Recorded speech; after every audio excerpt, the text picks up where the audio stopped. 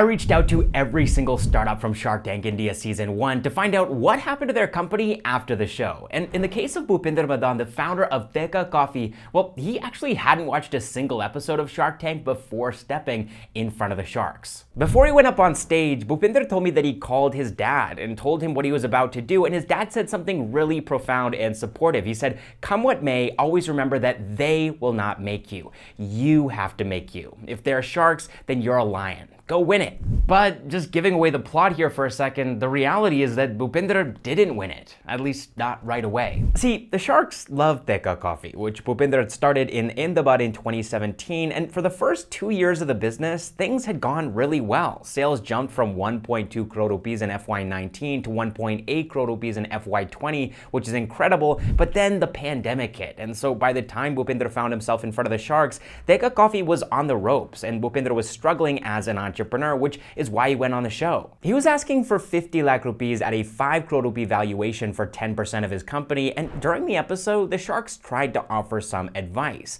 They pointed out that with a shelf life of only 3 days, Theka Coffee's products would be incredibly difficult to scale, and this stumped Bhupinder on the show. He didn't have an answer for this concern, but he believed in the authenticity of his product, even if the business had gone through a rough patch. And so Bhupinder walked off the stage empty-handed, but looking back, he told me that this was probably for the best. Thanks to the publicity from the show, Theka Coffee was able to grow from 5 paddle carts in Ahmedabad doing 10 lakh rupees a month to 700 carts in 42 cities. And today the company is closing in on 100 crore rupees in lifetime revenue at a valuation of 140 crore rupees, which is 28 times more than the valuation Bhupinder was seeking on Shark Tank India. The company has now begun expanding into new product categories like brewed iced tea, and there's a huge emphasis on brewed here. They don't want to sell preservative-heavy instant products, even if those products might be more scalable and profitable. They want to give their customers real, authentic beverages, and I think this brand ethos is connecting with consumers because in spite of their heavy expansion, Theka Coffee is also profitable and their sales are only increasing. And while they did end up raising venture capital after their Shark Tank India Season 1 episode, they're very careful about which investors they raise money from. They don't want VCs who are only interested in an ROI, they want capital partners to grow the business with sustainably. Also, even though I reached out to Bhupinder for this episode and he did answer all of my questions, I want to highlight the fact that he is adamant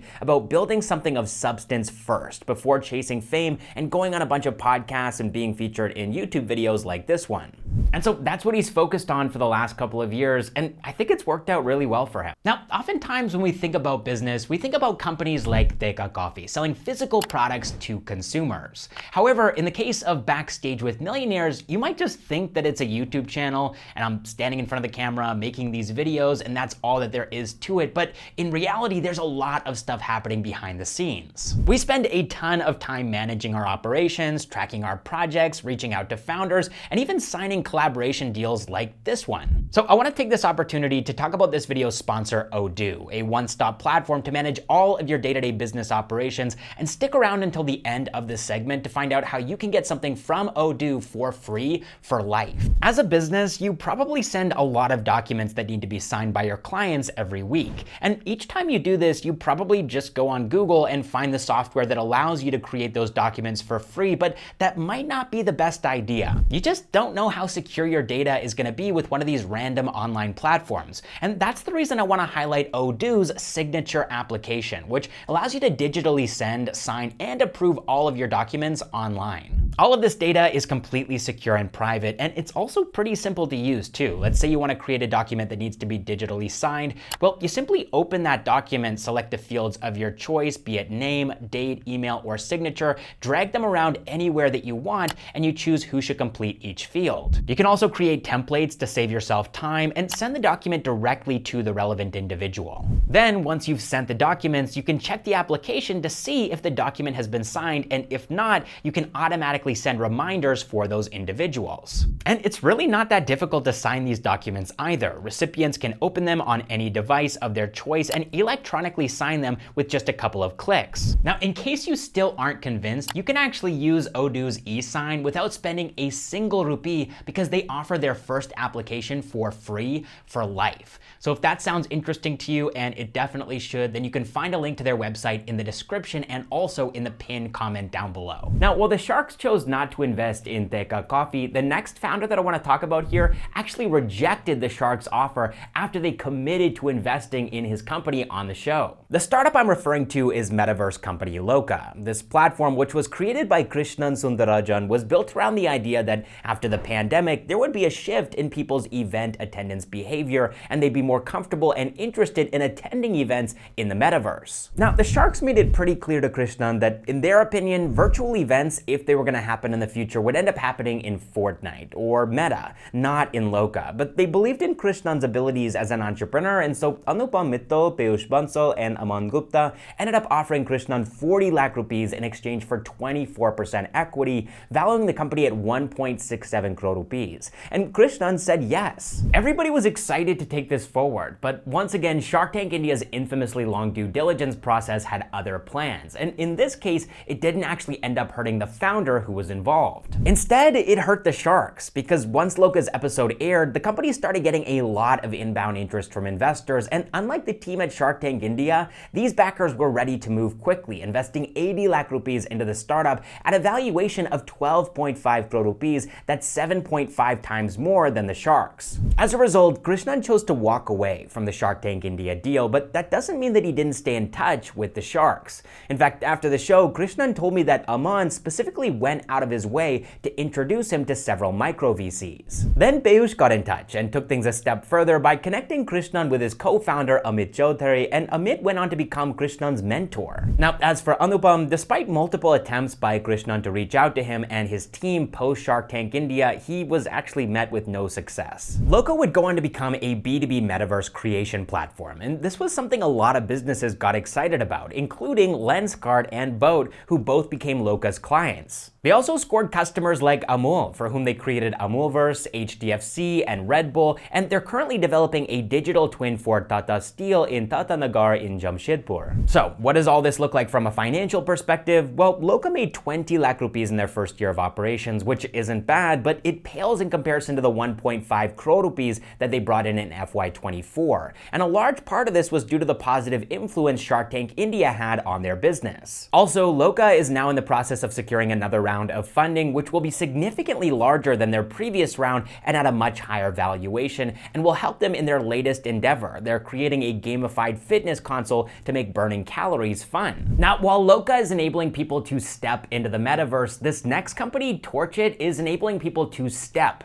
Period. Torchit was started in Ahmedabad by Hanibak Chandani in 2017, and their flagship product Sarthi can be attached to a cane or using it without one to detect nearby objects that might obstruct a blind person's ability to walk. Now, as the founder of a hardware startup, capital was a big constraint for Hani, and so he went on Shark Tank India seeking 75 lakh rupees for 1% of his company at a valuation of 75 crore rupees. The sharks immediately raised their eyebrows at this, and so even though Hani had built a profitable business with annual revenue of more than 2.6 crore rupees at that point, while also helping 1 lakh disabled people, he couldn't get the sharks to bite. Now, when Honey's episode aired, like all of the companies on the show, Torchit saw a huge surge in inquiries and purchases, resulting in a 300% short-term jump in revenue. And what they noticed was that a lot of people had disabilities that Sarthi just couldn't help with, and so they decided to expand their offerings, launching 6 more products and filing 6 patents. Honey's business was booming, but he soon realized that there were just so many different kinds of disabilities, and Torchit couldn't provide solutions to all of them, and so instead, to capture this demand overflow, he launched a disability-centric e-commerce platform called EnableMart, where they list their own products along with the products of other companies, and within 6 months of this platform's launch, EnableMart makes up 60% of the company's revenue, which reached 10 crore rupees in FY24 with a profit of 1.3 crore rupees. You can now purchase Torchit products in more than 40 countries, and the company's helped more than 250,000 people since its inception.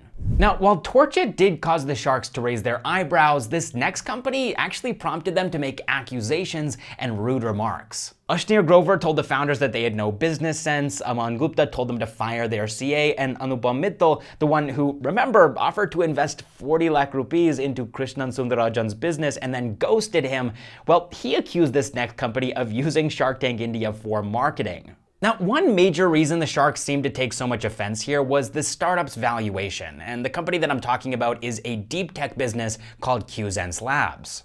They came on the show asking for 1 crore rupees in investment in exchange for 0.25% equity in their company, valuing it at 400 crore rupees, and they had only made 15 lakh rupees in revenue in FY22, which isn't a bad number for an early stage company, but it made it very hard for the sharks to swallow the valuation that they were raising at. But let me give you a little bit more context about this company. So Rubal Chib, an electronics engineer, and Dr. Shrishti Batra, a PhD in computational biology, came together to start QZense Labs in 2019 when they realized how many vegetables and fruits were being wasted in India every single year. And this is a really noble mission. Food wastage is terrible, and so they came up with a fully patented made-in-India product called QScan, which can tell you the quality of your fruits and vegetables without having to cut them. This device can tell you how ripe your food is and what the sugar content is with a single touch. And if you're anything like me, you've probably run into this situation before where you'll see a banana or an apple in the supermarket and it looks like it's going to be tasty, but then you bring it home and you take a bite and you realize that the banana is already way too ripe, or the apple is kind of dried out and the skin is wrinkling. And so this is the solution to that problem, this product that Rubal and Shrishti presented to the sharks. And the sharks were interested in the product because it's an incredible piece of hardware that uses cutting-edge artificial olfaction technology, basically giving the tech the ability to smell like humans can with their noses. And not only that, but QZense had already raised 5 crore rupees in their seed round. They'd done a pilot program with Dunzo. They were on the Forbes Asia 100 to watch list. They'd been featured in MIT Technology Review. But in spite of all of this, the sharks just couldn't get past the valuation or revenue, even though for a deep tech startup, this was pretty standard. And when I spoke to Rubal and Shrishti while writing the script for this video, they told me that even though they weren't able to get the sharks on board, they received a ton of interest in their company and their product once their episode aired. The company's annual revenue has increased 4x since the show, and while they were initially focused on fresh fruits and vegetables, they've now pivoted to a problem that demands even more attention given the nature of food spoilage in India's rapidly growing quick commerce industry, meat and seafood. To pursue this, they received the Birag Big Grant from the government of India at 50 lakh rupees and also the National Technology Award at 15 lakh rupees. They were also accepted into SAP's IO Startup Accelerator program, which helped them to expand their business across Southeast Asia, and they're also planning on building partnerships and sales channels in the Middle East as well. Now, Rupal and Shrishti, like most founders on the show, applied to be on Shark Tank India. But in the case of this next company, the rules were actually reversed because Sony reached out to them and asked them to come on Shark Tank India. Namhya Foods was founded by Rithima Arora in 2020, and it's a Jammu-based Ayurvedic food brand specifically intended to help people suffering from things like diabetes, liver disease, thyroid disorders, PCOS, and PCOD, among other things. Now, when Rithima appeared on the show, Namhya Foods was averaging 16 lakh rupees in monthly revenue from their customers, 50% of whom were repeat customers. Thanks to these numbers, Namhya Foods was able to secure a commitment from Aman Gupta for 50 lakh rupees in exchange for 10% of her company, valuing Namhya Foods at 5 crore rupees. And guess what? The deal actually went through. Aman ended up depositing 50 lakh rupees into the startup's bank account after 3 months, although at a slightly different ownership percentage than he committed to on the show. And since then, Rithma's business has grown almost 10x. They're profitable, they're doing monthly revenue of around 1.6 crore rupees, they've doubled their factory size, they've started exporting their products outside of India, and they closed FY24 at 16 crore rupees.